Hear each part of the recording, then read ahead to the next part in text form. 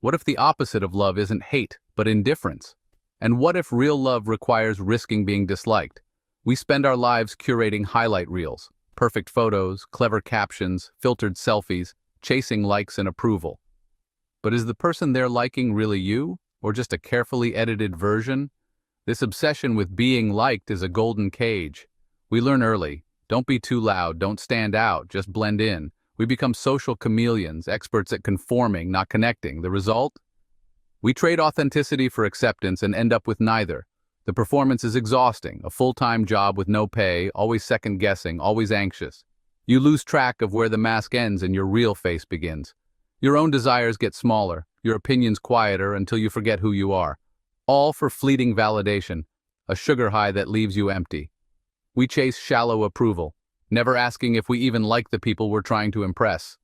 In the end, we become ghosts in the machine of social acceptance, hoping no one notices we're not really there at all. Let's get real. People-pleasing isn't just being nice. It's a constant performance, a state of high alert. You wake up checking who needs what from you. Your schedule is a patchwork of other people's priorities. You say yes when you mean no, swallow your needs and call it kindness, but it's self-erasure. The emotional labor is immense.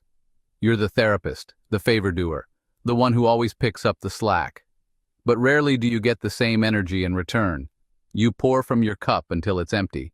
The pain of not living authentically creeps in, a dull ache, a sense of being a stranger in your own life. You look in the mirror and don't recognize yourself.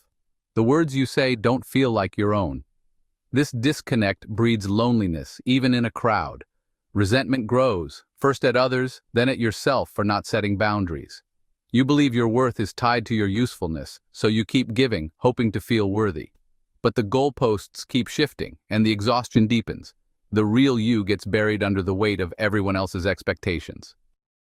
Let's look at a masterclass in authenticity, the Prophet Muhammad, peace be upon him. Before Islam, he was known as the trustworthy, respected, loved, a pillar of his community. He could have coasted on popularity forever. But then he received a truth, radical, disruptive, and deeply unpopular. He had a choice: stay quiet and keep his status, or stand up for what was right. He chose truth over tribe, purpose over popularity, knowing it would cost him everything. He was ridiculed, boycotted, even harmed. But he understood, living a lie is a prison. True freedom is standing for something real, even if you stand alone. The Prophet said, "Whoever seeks the pleasure of Allah at the risk of displeasing people, Allah will be pleased with him and make the people pleased with him." This reorients your focus, not what will people think, but what is the right thing to do. It's liberation from the tyranny of public opinion. The most powerful figures in history weren't people pleasers, they were truth tellers. They chose the heavy weight of truth over the feather of popularity, and in doing so, they changed the world.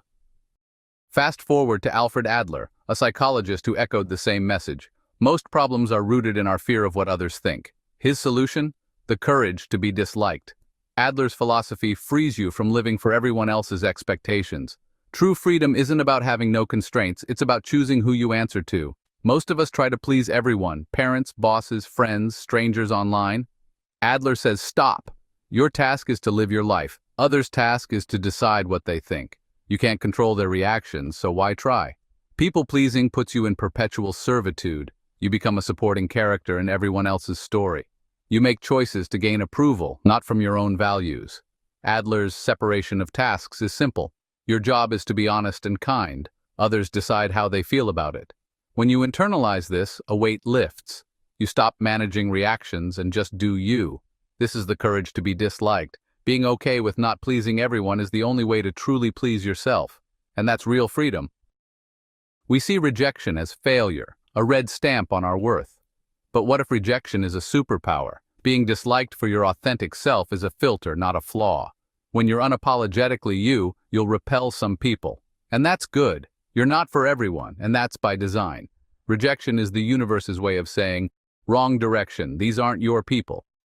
Embracing this changes everything. Criticism, unfollows, exclusion, they're just data. Every person who leaves makes space for someone who loves you for who you are. Rejection prunes your social life, making room for genuine connection. Start small, voice a disagreement, say no, wear what you love. The world won't end, you'll just feel lighter, more free, more you. Rejection becomes a compass, pointing you toward your people and your peace. It's the bouncer at the club of your life, letting only the right people in. Imagine letting go of the need for approval. It's like taking off a heavy backpack. The noise of "what will they think" fades, replaced by inner peace. You hear your own voice again, make decisions from inner knowing, and trust your gut. Your yes means more because your no is real. You find joy in authentic moments, no longer performing. The energy you spent managing your image is now for your passions, growth, and real relationships. You're present, not worried about how you come across. This authenticity is magnetic. You attract people who love you for your true self. These relationships are built on trust, not performance. So, will you keep chasing approval, or embrace the courage to be disliked and find real love? Is it better to be liked for who you pretend to be, or loved for who you truly are? And check out this video right here. It'll take your journey even further. Thank you for watching. See you next time. Peace and blessings.